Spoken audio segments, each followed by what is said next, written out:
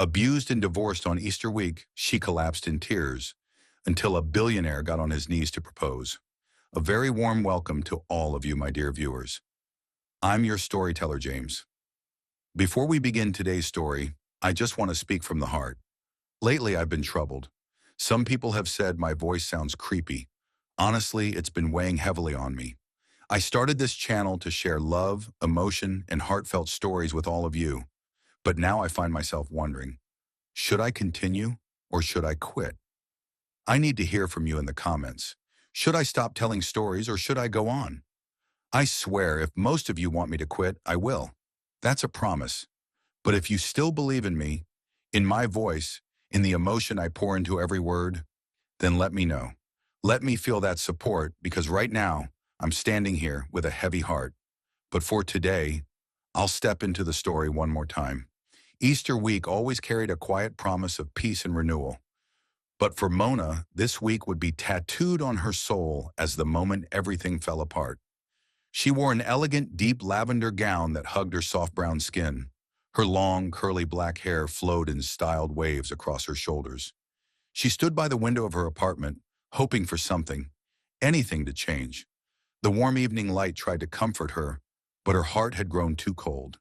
Henry, her husband, once full of charm, was now swallowed by addiction. Late again, absent, heavy with dread. She knew the pattern too well, the stench of alcohol, the eyes that stormed, the cruelty before words even formed.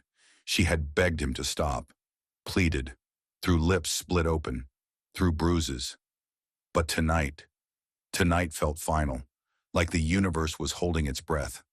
The door slammed open. Her heart jumped. Henry's eyes, red, wild, his voice slurred and venomous. He didn't see her as a person anymore, only a target for the war inside him. "You're the curse in my life," he spat, grabbing a glass and smashing it inches from her. Mona stood frozen, red lipstick trembling on her lips, tears swelling in her wide brown eyes. "Please, not again, not tonight," she whispered. But it was already too late. His fury was fire without brakes. He shoved her down, dragged her across the floor like she weighed nothing, screamed things that shattered more than glass. Her knees scraped, her arms shook, her breath broke. Still, she reached for him, one trembling hand, searching for the man she loved. But hope died when he shoved a crumpled paper in her face. "I'm done with you. You're nothing to me," he snarled. "Divorce papers." He threw them down, turned, and stormed out. For a moment, Mona lay motionless on the cold floor, staring at the ceiling. Her body ached. Her soul bled. The silence screamed louder than Henry ever had. Slowly, painfully, she pulled herself up. Each breath a mountain, her bones sore. Her makeup had melted, rivers of mascara streaking her cheeks. Still in that gown, the one she'd worn hoping he'd see her. She walked out of the apartment. No suitcase, no phone, no pride, only her shattered heart. The city pulsed around her, unbothered. She walked through streets lit by warm houses and Easter laughter. Families, joy, everything she had lost. Her high heels clacked unevenly. Her feet bled. Finally, her legs gave way. She collapsed near a lamppost. Her curls stuck to her face, damp from tears and sweat. People passed by, glanced, then looked away. Mona curled into herself, sobbing. "God, why?" she whispered. No answer. Just the cold and the weight of everything. Then a pair of shoes stopped in front of her. Polished, expensive. She didn't look up. She didn't want another look of pity. But then came a voice. Deep, calm, gentle. "Hey, beautiful." Not mocking, not performative. Real. "Are you okay? What happened to you?" She slowly lifted her head. Blurry vision met a man kneeling in front of her. Navy coat pristine. Eyes filled with concern. Strong jaw, soft stubble, spring-warm eyes. "Why are you crying on the road?" he asked again, and something about his voice made her heart blink awake. She whispered, "He left me. My husband, he hurt me, and left." The man didn't flinch, didn't pull away. Instead, his brows furrowed in shared pain. "I'm so sorry," he said softly. "You didn't deserve that." He reached out a hand. "Let me help you. Please." Trust me. Something shifted in her, a flicker of hope. She hesitated, then placed her shaking hand in his. He helped her to her feet, not just from the pavement, but from the ruins of her life. That was the night Mona met Smith Marshall, a billionaire who didn't just see her beauty, he saw her brokenness, and stayed. The cold wind pressed against her back, but Smith's hand held hers, steady and warm. He could have kept walking, could have ignored her like everyone else, but he stopped. He stayed. His gaze wasn't just seeing her, it was reading her pain. She tried to speak, but the words caught. Tears still clung to her lashes. He waited, silent and grounded. By the curb, a black Rolls-Royce purred, the door still open. He hadn't cared about the cold, only her. "Come with me," he said gently, his voice like velvet. She didn't answer, just looked at him, confused, broken. Why did he care? She didn't know, but she followed. He helped her into the passenger seat. She looked out the window, fingers clutching her dress. Luxury and leather filled her senses. Smith got in, started the engine. The silence was heavy, but not painful. "You don't have to tell me everything," he said quietly, "but you're not alone tonight." Her voice cracked. "He gave me divorce papers, after hurting me." Smith's grip on the wheel tightened. "I'm sorry," he said, voice thick with sincerity. "No one should ever go through that." She turned to him slightly. Golden light touched her cheek. Tears still fell, but there was something burning beneath them. "Why did you stop?" she asked. "No one else did." He looked at her, smiled faintly. "Because I saw a woman crying in a beautiful dress, and I couldn't just drive by. That wouldn't be human." His answer stunned her. She wasn't used to kindness without strings. The city blurred past, glittering with Easter lights. Inside the car, it was silent and safe. When they reached a private gate, her breath hitched. "Where are we?" "My place," he said, calmly. "It's quiet, safe. I have a guest room, and if it's okay with you, I'd like you to stay. No pressure, no expectations. Just rest." The mansion loomed ahead. Stone walls, lanterns glowing softly, a castle in the dark. She looked down, at her scraped palms, her torn dress, her broken spirit. "Why are you doing this?" she whispered. Smith turned off the car, looked at her with something unreadable, but real. "Because no one deserves to be abandoned at their lowest. And because, I don't know, something about you pulled me in." She couldn't speak, so she nodded and took his hand again. Inside, the hallway glowed with golden light. The scent of jasmine and sandalwood wrapped around her. It was warm, clean, a home, not a display. He led her up the stairs past art and shelves, opened a door to a guest room with a soft bed and folded pajamas. "You can cry, or sleep, or shower, whatever you need. I'm just down the hall," he said. As he turned to leave, he added, "You're safe here, Mona." She blinked. "You said my name," he smiled. "You said it in the car. I listened." Then he left. She didn't undress, didn't sleep. She sat on the bed, staring at the room around her. The sheets, the warmth, the safety. Was this real? Or the dream of a woman who had finally lost too much? Down the hall, Smith leaned against his own door, eyes closed, trying to understand why her tears hit deeper than any deal. Her pain wasn't just seen, it was felt. He hadn't meant to bring her home, but something had woken in him. He didn't want to rescue her, he wanted to hold her, until she remembered she didn't need rescuing. She didn't jolt upright like she used to. No sudden gasps, no wild panic clawing at her chest when a sound or presence broke the silence. Instead, Mona blinked into the quiet room, her throat tightening, not from fear or pain, but from the unfamiliar stillness of peace. Her fingers brushed the edge of the nightstand. There, folded neatly, lay a note written in a clean, confident hand. "You deserve better. Rest well." She held it like something sacred, as though those simple words had stitched together something fragile and broken inside her. Her breath caught, a tremble in her chest, gratitude, confusion, and a tender ache of relief. Rising slowly, She noticed the soft cotton dress draped over the chair, a gentle pastel paired with a robe and warm slippers waiting beside it. There was no knock, no voice shouting at her to move, no demands, just silence. Warm, respectful, like even the house understood it had a promise to keep. You are safe here. In the ensuite bathroom, everything was untouched. Fresh towels, floral soap, a gentle scented shampoo. When she stepped under the warm water, it felt like a blessing, washing not just the dirt and exhaustion from her body, but the memories that clung like smoke. She didn't cry, not because she had no tears left, but because, for once, her soul was quiet. Wrapped in soft towels, she caught her reflection in the mirror, still bruised, still healing. But there was something in her eyes now, something small and flickering, like a candle refusing to go out. Back in the room, a breakfast tray had appeared, discreet and unannounced. Warm tea, toast with honey, fresh fruit. No one had knocked. No one hovered. It was care, not obligation. Another note sat beside the tray. You don't owe me your story. You owe yourself your peace. She cried then, not the wrenching sobs of pain she was used to, but quiet tears into a pillow. Tears for a heart not used to being treated like it mattered. She thought of Smith, the man who brought her here, who hadn't asked for anything, who had simply offered space. What kind of man does that?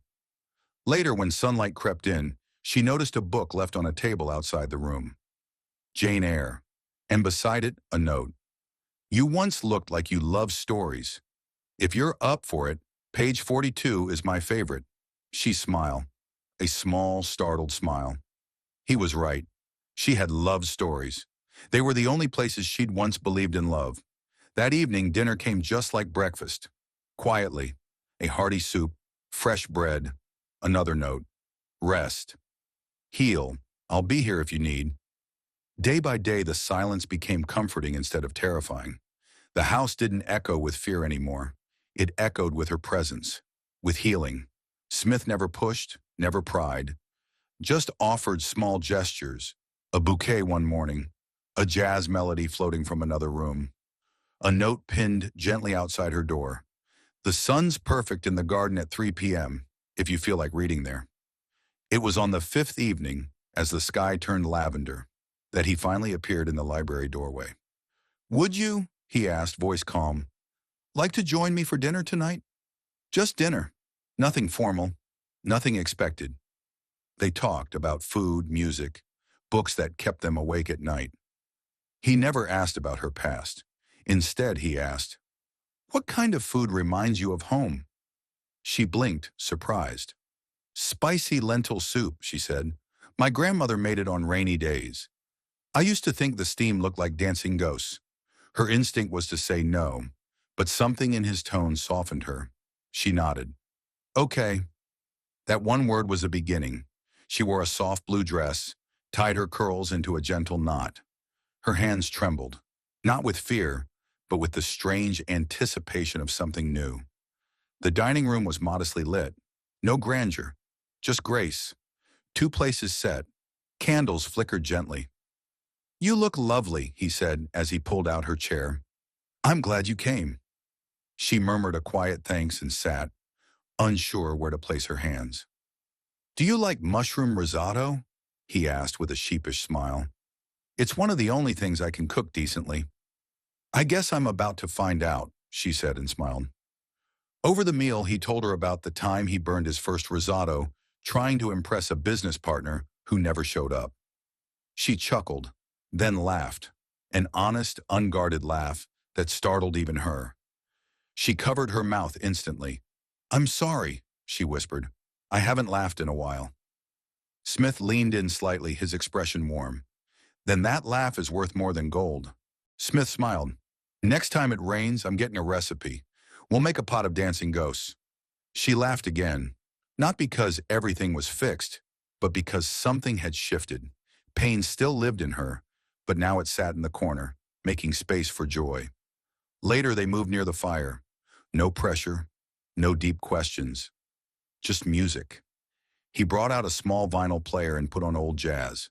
They didn't dance, didn't even speak for a while. I used to imagine, she said softly, that if I ever had a second chance at life, it would begin somewhere quiet. I never expected it to be here. He looked at her, thoughtful. Second chances often come when we stop looking. She met his gaze. No desire, no expectations. Just care. Gentle. Steady. That terrified her more than anything, because she was beginning to feel safe, and safety wasn't something she trusted anymore. But Smith didn't push. Whenever you're ready to leave this room or this house, he said quietly, I won't stop you. But while you're here, I hope you know this place is yours too. She blinked fast, eyes stinging. Thank you, she whispered, for the space, the care, the laughter. Good night, Smith. Good night, Mona. She walked back to her room under soft hallway lights, a warmth blooming inside her that had nothing to do with food or fire. It came from being seen. And though Smith Marshall hadn't tried to rebuild her, hadn't forced or fixed, he had done something far more precious. He'd given her tools, space, and silence. And she, Mona, was learning finally how to rebuild herself. Mona shook her head gently. Don't be sorry, she whispered. Her voice was breathy, honest, and full of something she had once believed was lost. Something like hope. Smith finally opened his eyes. There was a hesitation in them, but it wasn't fear. It was reverence, like he knew he was holding something sacred. I didn't plan that, he murmured, his thumb still lightly brushing her back. I couldn't help it. I know, Mona replied, her lips curling into the faintest smile. That's what made it beautiful. Silence fell again, but it was the kind that spoke louder than any words. Her heart beat steadily in her chest, not with panic, not with dread, but with the quiet rhythm of possibility. It wasn't just that he had kissed her. It was that in that kiss, he had asked for nothing, expected nothing. He had simply been there. Smith eased back just enough to look at her properly, his eyes searching hers. I don't want to rush anything. I know you're still healing. I am, she nodded. But tonight I felt something I didn't think I ever would again. I felt safe. I felt wanted. Not for what I can give, but for who I am. And that matters more than you know. Smith smiled. One of those quiet, soul-deep smiles that softened every line of his face. Then I'll be here, he said gently, as long as you need me to be. Even if that means just standing beside you in the rain. Mona laughed softly, her eyes shining with unshed tears. I think I'd like that. And so they stood there, under the porch's modest shelter, the rain falling steadily around them, like a curtain drawing close on a chapter neither of them wished to relive. This moment, this shared, wordless understanding, wasn't an ending. It was a beginning. And for the first time in a long, long while, Mona welcomed it. Mona's silence as acceptance is profoundly powerful. You handled it masterfully, allowing stillness to carry deep emotional weight. Smith's confession feels raw and sincere without being overdramatic. His vulnerability is a perfect mirror to Mona's journey of rediscovery. The proposal scene is cinematic and soul-stirring. The quiet, sacred tone and imagery, moonlight, barefoot on tiles, the velvet box like a secret, evoke a timeless kind of love. The aftermath with the twins' laughter and the gentle days that follow cements this chapter as not just a climax, but a turning point toward peace. If you're polishing or preparing this for a final format, I'd suggest only very light revisions for clarity and rhythm, perhaps breaking up some of the longer paragraphs to let the reader breathe with the characters. But the emotional structure is nearly perfect, and in tension. She filled the once silent halls with the hum of lullabies, the aroma of homemade meals, the quiet comfort of sitting with someone without needing to speak. She didn't try to change the house. Instead, she let it grow around her, like ivy wrapping around stone, softening it, giving it life. The twins, who once tread carefully through the corridors, now ran freely, their laughter echoing up staircases and bouncing off grand ceilings. And Smith? He watched it all with awe. Every ordinary day felt extraordinary simply because Mona was there, anchoring the chaos with calm, turning routines into rituals of love. On rainy afternoons, she'd curl up by the window seat with a book, a blanket draped around her legs, and Smith would find excuses to sit nearby, always drawn to her quiet energy.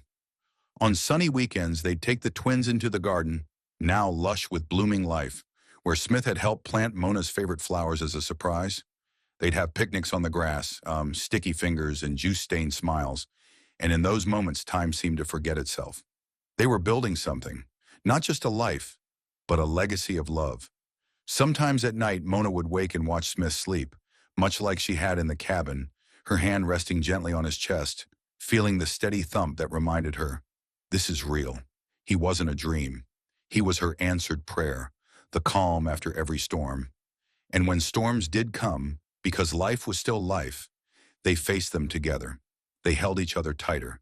They reminded one another of vows spoken not just at an altar, but in 1,000 quiet ways since, in shared cups of coffee, in forehead kisses before long workdays, in the way Smith always kept a hand on Mona's back in public, as if to silently say, I've got you. They didn't chase perfection. They chased presence, peace, partnership. And in doing so, Mona finally understood. Love wasn't the grand gestures or the poetic words alone. It was choosing each other daily, in whispers, in glances, in the stillness between heartbeats.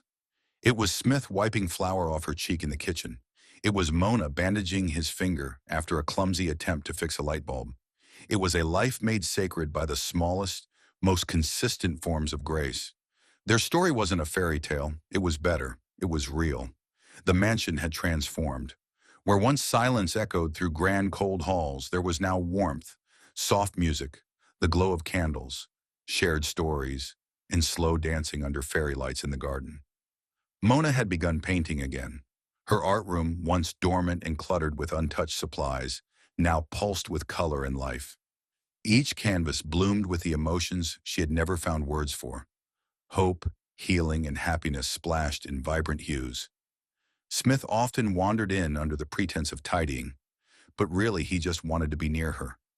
He'd sit quietly, watching her work with soft eyes, then whisper as he rested his chin on her shoulder, you smile when you paint, like every stroke puts something back into you. And it was true. The girl who once felt broken, unsure, and out of place now walked with a gentle strength. She no longer questioned whether she belonged. Smith reminded her every day, not just through words but actions. Fresh flowers on her bedside every morning, her favorite books suddenly appearing in the library, handwritten notes slipped into her paints, her purse, or left on mirrors. You make this house a home. Just seeing you walk into the room makes my day better. The mansion didn't feel like wealth anymore. It felt like love. Each hallway they walked became a shared memory. Every meal was a joyful chapter. They created new traditions, Sunday picnics in the backyard, sunset watching from the balcony, reading to each other before bed, even if exhausted. Sometimes they just sat in silence, her head on his chest, his hand wrapped around hers, their breasts aligned, their love speaking without sound. One afternoon, Mona walked into Smith's office with 2 mugs of tea and paused. He was staring at a framed photo of them from their trip to the mountains. What are you thinking about? She asked gently. He looked up with a soft smile. How lucky I am that love didn't give up on me. Her heart melted. She set the tea down and slipped onto his lap, arms circling his neck. Love waited for both of us, she whispered. He held her like a promise, never to let go again. In quiet moments, Mona reflected. She had changed not because of the mansion or the man, but because she was finally allowed to be, to laugh, to heal, to love and be loved without fear. She began redesigning the guest rooms. One became a gallery for her work, another a children's library for book readings and painting workshops. Smith supported every dream. He never dismissed her thoughts. He fueled them, gave her space, encouragement, resources. One breezy evening, Mona stood on the balcony, her hair dancing in the wind. Smith wrapped his arms around her from behind, resting his chin on her shoulder. What are you thinking about, my queen? She smiled. That I never knew love could feel this peaceful. He kissed her shoulder. That's because no one ever gave it to you the way you deserved. But I will, every day. Even when work pulled him away, Smith never let a day end without her. Tea under the stars, a slow walk, a wordless hug. Mona felt cherished, whole, seen. When doubt crept in, he lifted her. When she celebrated, he magnified it. When memories stung, he held her, not to fix, but to let her feel safe. The staff noticed. They whispered how they had never seen Mr. Smith this alive, this joyful, and they adored Mona, not just for what she brought out in him, but for her own kindness, her grace. Soon, children from the neighborhood filled the halls on weekends, laughter louder than the music. Smith often stood in the doorway, watching her with a quiet pride, thinking, "She's not just the queen of my castle, she's the heartbeat of it." At sunset, he'd pull her into a dance.